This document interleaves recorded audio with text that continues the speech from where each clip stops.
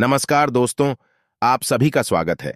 आपके अपने YouTube channel मानव जीवन में दोस्तों, लाइफ में सभी आगे बढ़ना चाहते हैं और लाइफ में आगे बढ़ने के लिए हमें रोज ही कुछ नया सीखना चाहिए और आगे बढ़ना चाहिए। तो चलिए आज की प्रस्तुति शुरू करते हैं। श्री शिवाय नमस्तुभयम। हर हर महादेव। दोस्तों, आप सभी लोग जानते हैं कि 13 अगस्त 2024 को पड़ रही है मंगलवार दुर्गाष्टमी। दोस्तों, यह जो मंगलवार है श्रावण महीने में पड़ने वाला सबसे बड़ा मंगलवार है, क्योंकि आषाढ़ महीने के बाद सावन का आखिरी मंगलवार पड़ रहा है, जिसका बहुत ही बड़ा और विशेष महत्व होता है। और ऐसा दिन पूरे साल में सिर्फ एक ही बार आता है।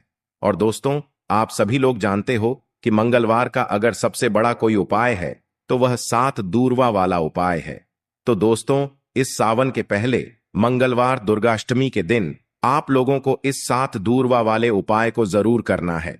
बहुत सारे लोग होंगे जिन लोगों ने इस उपाय को ना किया हो, मतलब पूरा साल निकल गया, उन्होंने किसी भी दिन इस उपाय को ना किया हो। पर दोस्तों, आपके पास एक आखिरी मौका बचा हुआ है, जो कि 13 अगस्त दुर्गाष्टमी के दिन है। तो इस दिन आप लोगों को इस वाले उपाय को जरूर कर लेना है। भले ही आपने पूरे साल भर इस उपाय को ना किया हो, पर अगर आपने इस श्रावण महीने के मंगलवार दुर्गाष्टमी के दिन अगर इस वाले उपाय को कर लिया, तो आपको इस उपाय को करने का वह फल मिलेगा जिसकी आपने कभी कल्पना भी नहीं करी होगी। इसीलिए आप लोग इस वाले उपाय को एक बार जरूर कर लेना, ताकि आप लोगों के हाथ से यह मौका ना जा सके और आपको इस उपाय को करने का फल मिल सके। दोस्तों, यह उपाय पंडित जी ने अपनी अभी की ही शिव महापुराण की कथा में बताया है, जिस उपाय को आप आज हम आपको बहुत अच्छे से समझाने वाले हैं। इस वीडियो को देखने के बाद इस उपाय को समझने के लिए आपको कोई और वीडियो को देखने की जरूरत नहीं पड़ेगी। तो चलिए दोस्तों, उपाय को शुरू करते हैं। देखिए, यह इस श्रावण महीने के मंगलवार दुर्गाष्टमी के दिन यह इतना खास होता है, इतना महत्वपूर्ण होता है। देखा है, कभी कभी बड़े बड़े पूजा पाठ अनुष्ठान से जो मनोकामना पूर्ण नहीं होते, वह श्रावण महीने के दिन एक छोटे से उपाय करने से आपकी मनोकामना पूर्ण हो जाती है। और बहुत सारे लोगों ने इस उपाय को किया भी है और उनको इस उपाय को करने का फल भी जरूर मिला है। अगर आप लोग भी इस उपाय को करना चाहते हैं, तो आप इस उपाय को पहले अच्छे से समझ लेना, सुन लेना, उसके बाद करना। आपको इस उपाय का फल जरूर मिलेगा। और इस उपाय को कर लेने से आपके घर में चाहे किसी भी प्रकार की दुख और समस्या क्यों ना चल रही हो, आपको उसका कारण भी नहीं पता है कि भाई यह समस्या किस कारण से चल रही है। उसका कुछ भी कारण हो सकता है, जैसे पितृदोष हो सकता है या किसी भी तरह का मंगल दोष भी हो सकता है। तो इस दिन आप लोगों को यह वाला उपाय कर लेना है। यह एक ऐसा उपाय है जिस उपाय को अगर किसी विशेष दिन पर किया जाए, तो भाई उस विशेष दिन का जो है वह तो हमें मिलता ही मिलता है, पर हमने उस दिन पर इस उपाय को किया है तो हमें उससे भी बड़ा फल मिलता है। और फल बहुत जल्दी मिलता है, क्योंकि कि आप इस उपाय को बहुत ही बड़े और विशेष दिन पर कर रहे हो। तो चलिए अब उपाय के बारे में बात करते हैं। लेकिन उससे पहले आप लोगों को यह जानना आवश्यक है कि आखिर यह उपाय किस समय करना है, किसको करना है और कैसे करना है। तो चलिए हम आगे आपको वीडियो में एक एक करके बता देते हैं। तो दोस्तों, इस 7 दूर्वा वाले उपाय को हमें इस गुरुवार दुर्गाष्टमी के दिन कैसे करना है, किसको करना है, किस समय करना है और कहां पर करना है, यह सारे सवालों के जवाब आपको इस वीडियो में मिल जाएंगे। और जो यह वीडियो देखेगा वाले उपाय को उपाय जरूर करना चाहिए, क्योंकि इस दिन दूर्वा वाले उपाय को ही बड़ा और विशेष महत्व होता है। और जब बात आ जाए 7 दूर्वा की, तो यह सोने पर सुहागा वाली बात हो जाती है और यह एक बहुत ही बड़ा उपाय हो जाता है इस मंगलवार का। तो अब दोस्तों, इस 7 दूर्वा वाले उपाय को आखिर करना किसको है, सबसे पहले हम लोग वह बात जान लेते हैं। तो देखो, घर की जो बड़ी माताएं बहनें होती हैं, उन माताओं बहनों में से कोई भी एक बड़ी माता बहन इस वाले उपाय को कर सकती है। और दोस्तों, अगर आप चाहे तो अपने घर में से सभी सदस्यों को भी इस उपाय को करवा सकते हैं। अगर किसी व्यक्ति की खुद की कोई मनोकामना है, खुद की कोई दुख और परेशानी है जो कि वह अपने लिए ही करना चाहता है, इस वाले उपाय को तो वह खुद अपने लिए भी कर सकता है। बाकी अगर कोई घर में से ऐसा है जो कि अपने ने पूरे घर परिवार की सुख और शांति के लिए यह वाला उपाय करना चाहता है, तो भाई वह भी कर सकता है। उसमें भी कोई दिक्कत वाली बात नहीं है। कहने का मतलब यह है कि इस उपाय को हर एक सदस्य भी कर सकता है और पूरे घर परिवार के सदस्य के लिए घर की बड़ी माताओं बहनों में से कोई एक माता बहन भी कर सकती है। माताएं बहनें अगर घर में उपस्थित ना हो या वह यह वाला उपाय ना कर पा रही हो तो फिर घर का कोई बड़ा सदस्य भी इस 7 दूरवा वाले उपाय को कर सकता है, चाहे फिर वह पुरुष ही क्यों ना हो, उसमें कोई भी दिक्कत वाली बात नहीं है। अब दोस्तों, इस लंग वाले उपाय को हमें करना कहां पर है? देखो, हमें शिवलिंग के पास में जाकर करना है। बहुत सारे लोग प्रश्न करते हैं, हर एक उपाय को करते समय क्या हम इस उपाय को घर पर या मंदिर में कर सकते हैं? देखो, तो इस वाले उपाय को आप मंदिर में करोगे तो अच्छा रहेगा, घर पर नहीं करना है इस वाले उपाय को। उसके बाद में दोस्तों, जो अगला प्रश्न निकल कर आता है वह यह आता है इस उपाय को लेकर कि आखिर इस उपाय को हमें किस समय करना है, सुबह के समय करना है कि शाम के समय करना है? तो देखो, इस वाले उपाय को आप लोग सुबह के समय भी कर सकते हो और शाम के समय प्रदोष काल में भी कर सकते हो। अब अगर आप पूछो कि भाई सबसे उत्तम समय कौन सा रहेगा इस 7 दूरवा वाले उपाय को करने का, तो हम आपसे बस यही कहेंगे कि इस उपाय को आप शाम के समय करेंगे तो ज्यादा बेहतर होगा। बाकी अगर सुबह के समय भी करेंगे तो भी अच्छा होगा, उसमें कोई भी दिक्कत वाली बात नहीं है। तो अब दोस्तों, जो अगली सबसे बड़ी और महत्वपूर्ण बात आती है वह यह आती है कि सुबह अगर हम उपाय को करेंगे तो हमें कितने बजे से लेकर कितने बजे तक के बीच में करना है, और शाम के समय प्रदोष काल में करेंगे तो हमें कितने बजे से लेकर कितने बजे के बीच में करना है। तो देखो, सुबह जितनी जल्दी हो सके आप उपाय को करने की कोशिश करना। बाकी अगर किसी कारणवश लेट भी हो जाओ, थोड़ी देर भी हो जाए, तो 10 या 11 बजे तक भी आप उपाय कर लेना, पर 12 बजे से ज्यादा देरी ना हो। ठीक है, इस बात का ध्यान रखना। उसके बाद में दोस्तों, अगर शाम के समय प्रदोष काल की बात करें, प्रदोष काल का जो समय होता है वह शाम के 6 बजे से शुरू हो जाता है। मतलब शाम के 6 बजे से लेकर 7 बजे के बीच का जो समय होता है यह समय दुर्गाष्टमी काल का समय होता है। पर अभी जो मौसम चल रहा है, इस मौसम में जो है शाम बहुत देरी से होती है, तो आप इस उपाय को 7 या 8 बजे के बीच में भी कर सकते हो। मतलब शाम के 6 बजे से रात 8 बजे के बीच में आप कभी भी इस वाले उपाय को कर सकते हो, उसमें कोई भी दिक्कत वाली बात नहीं है। परंतु मंगलवार दुर्गाष्टमी के दिन कोशिश करना कि समय के अंतर्गत ही कर लो। किसी कारणवश ना कर पाओ तो थोड़ा देरी से भी कर सकते हो, आपको उपाय का फल जरूर मिलेगा। देखिए, इस वीडियो में जितने भी उपाय हम आपको बताएंगे सभी उपाय सरल है। देखो, गुरुजी ने कहा है कि मंगलवार दुर्गाष्टमी के दिन आपको 7 दूरवा वाला उपाय तो अवश्य ही करना चाहिए। वीडियो के अंतिम में आपको उपाय बताया है जो आपको करना है। देखो, आगे बढ़ने से पहले वीडियो को एक लाइक जरूर करें। देखो, सबसे पहला उपाय, यदि आपके जीवन में कर्जा बहुत अधिक है, आपके जीवन में संकट बहुत अधिक रहते हैं, आपके ऊपर बहुत अधिक विपदा आ रही है, बार बार आपको अपने व्यापार में और अपने धन में हानि देखने को मिल रही है, यानी कि आपको प्रत्येक कार्य में हानि हो रही है, तो आपको यह उपाय करना चाहिए। इस उपाय को करने के लिए आपको 2 चीजों की आवश्यकता होगी। सबसे पहले है दूर्वा। दूर्वा आप जानते हो जो कि भगवान गणेश जी को समर्पित होती है, तो आपको वह दूर्वा की आवश्यकता होगी। साथ ही में एक लोटा जल की आवश्यकता होगी।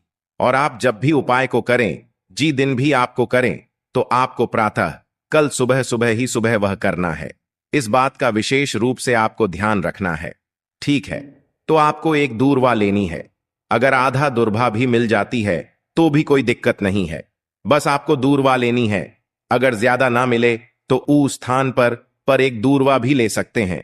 दूर्वा आपको आसानी से कहानी पर भी मिल जाएगी। बस याद रखिएगा, शुद्ध दुर्भाइये, और मतलब उसे शुद्ध करके ही उपयोग में लीजिएगा, है ना। तो आपको करना क्या है, एक दूर्वा या एक से ज्यादा भी दूर हुआ आप लोग ले सकते हैं, तो एक दूर्वा अपनी ले लीजिए। एक दूर्वा के साथ में आप एक लोटा जल ले लीजिए और इन दोनों ही चीजों को लेकर शिवाजी के मंदिर पहुंच जाइए। शिवाजी के मंदिर पहुंचकर सबसे पहले आप शिवाजी के पास में बैठ जाइए। शिवाजी के पास में बैठने के बाद जो शिवाजी की शिवलिंग होगी, शिवलिंग की ऊपर सबसे पहले आपको यह दुर्भाग्य को समर्पित करना है। दूरभाग को कुछ इस प्रकार से समर्पित करना है कि जो दूरवा की दांडी का मुख होगा वह जलधारी की तरफ हो, जहां से जल नीचे करता है ना। और जो दूर्वा का मिला हुआ भाग होगा वह अपने आप शिवाजी के पीछे की तरफ हो जाएगा। ठीक है, तो इस प्रकार से यह दुर्भा का यह दूर्वा आपको भगवान शिवाजी की शिवलिंग के ऊपर समर्पित करनी है। और जो एक लोटा जल आप अपने साथ लेकर आए हैं, इसी दूर्वा के ऊपर भगवान शिवाजी की शिवलिंग के ऊपर एक धारा से आपको समर्पित कर देना है।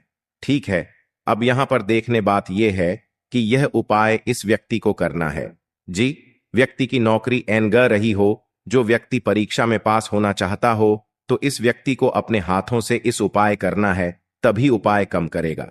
ठीक है, इस उपाय को करने के बाद आपको न महीने उपाय आपको कब तक करना है, जब तक कि आपकी नौकरी न गजा। जब तक आप इस उपाय को नियम के साथ करो, आपकी नौकरी जरूर लगेगी। अब बात करते हैं दूसरे उपाय के बारे में। तो देखिए, दूसरे उपाय जो है, देखिए, इस उपाय के लिए आपको मात्र एक लौंग का जोड़ा लेना है, यानी कि 2 फूल वाली लौंग लेनी है। साथ में आपको मात्र थोड़ा सा शहद लेना होगा और इसी के साथ में आपको तांबे के पात्र के अंदर शुद्ध जल लेना होगा। अब देखिए, इन सभी सामग्रियों को लेकर के आपको भगवान शिव के मंदिर में पहुंच जाना है। देखें, यह उपाय आप सुबह से लेकर शाम तक कर सकते हैं। तो वह सबसे पहले तो आपके पास जो 2 फूल वाली लौंग हैं, उन्हें आपको शहद के अंदर अच्छे से डुबो है, यानी कि दोनों लौंग पर आपको अच्छे से शहद का लेपन कर देना है। अब आपको जो आपके पास एक लोटा जल है, सबसे पहले तो उसे शिवलिंग पर धीरे धीरे समर्पित करना है और श्री शिवाय नमस्तुभयम इसका जाप करते हुए समर्पित कर देना है। अब आपके पास जो 2 फूल वाली लौंग है, शहद से उसे आपको शिवलिंग पर अर्पित करना है और आपको प्रार्थना करनी है कि जीवन में जो रोग की स्थिति है वह समाप्त हो, जीवन के जो संकट और समस्याएं हैं वह सभी समाप्त हो, जीवन से जो कर्ज की समस्या है वह समाप्त हो।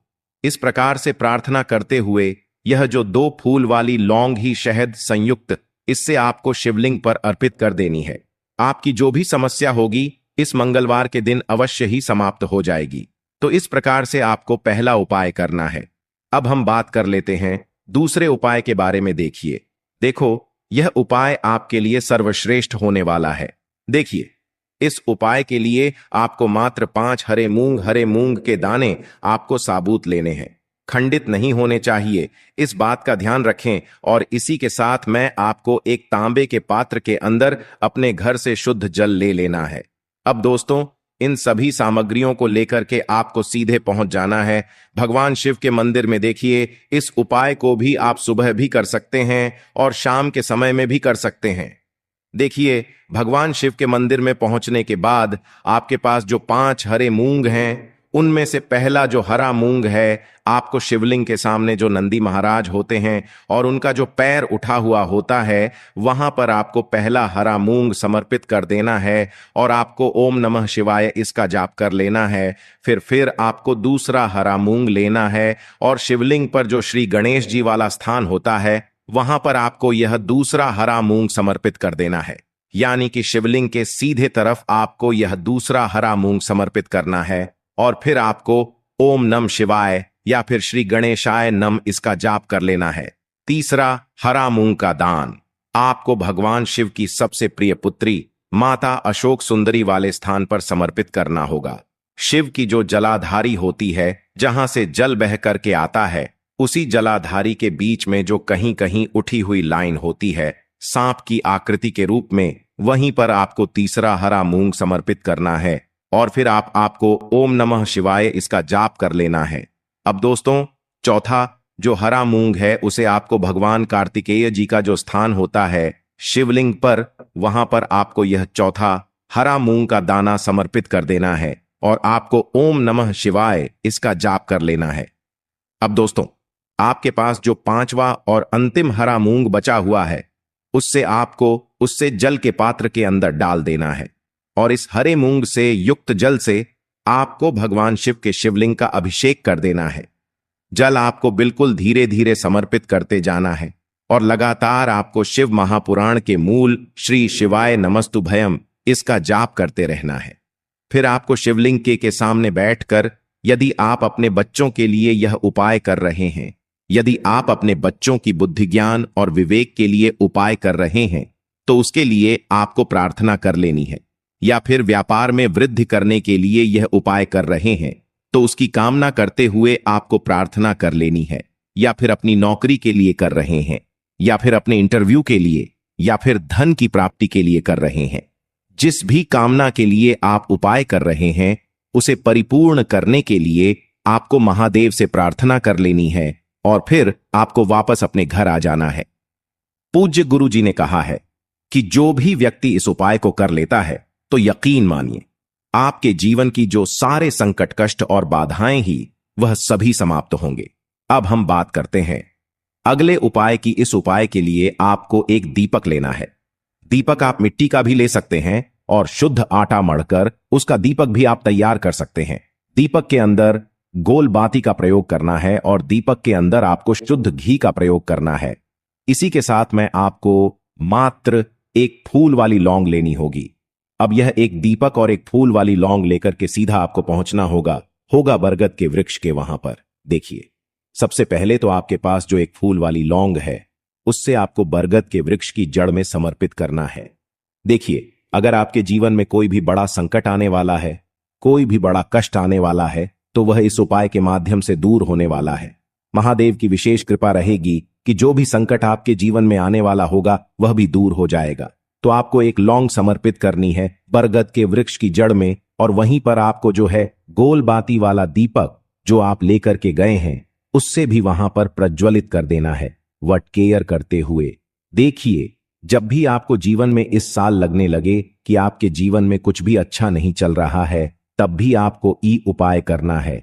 तो इस प्रकार से आपको यह उपाय करना है। अब हम जान लेते हैं चौथे विशेष उपाय के बारे में। देखें, यदि आपके विवाह में, शादी में कोई भी समस्या आ रही है, यदि आपका जो कर्ज है वह दिन पर दिन बढ़ते ही जा रहा है, तो आपको यह चमत्कारी उपाय करना चाहिए। कोई भी समस्या अगर जीवन में है तो उसे दूर करने के लिए आपको ई उपाय करना चाहिए। मंगल दोष से जुड़ी हुई समस्या भी है तब भी आपको यह उपाय करना चाहिए। देखिए, इस उपाय के लिए आपको एक तांबे के पात्र के अंदर अपने घर से शुद्ध जल लेना है और इसी के साथ में आपको एक छुटकी लाल चंदन लेना होगा। अब आपको क्या करना है कि जो लाल चंदन आपने लिया है उसे आपको उससे जल के पात्र के अंदर डाल देना है, और यह जल्द जो है आपको लाल चंदन से युक्त तैयार कर लेना है, और यह लाल चंदन से युक्त जल आपको भगवान शिव के मंदिर में लेकर के पहुंचना है। लेकिन यह उपाय भी आप सुबह से लेकर के शाम तक कर सकते हैं। अब दोस्तों, यह जो लाल चंदन से युक्त जल है इससे आपको भगवान शिव के शिवलिंग पर धीरे धीरे अर्पित कर देना है और आपको लगातार श्री शिवाय नमस्तुभयम इसका जाप कर रहना है। देखिए, यदि आपके जीवन में विवाह से जुद्ध समस्या चल रही है तो आपको मंगलेश्वर महादेव का स्मरण करना है, और जीवन में अधिक कर्ज की समस्या है तो आपको आरण मुक्तेश्वर महादेव का स्मरण करना है।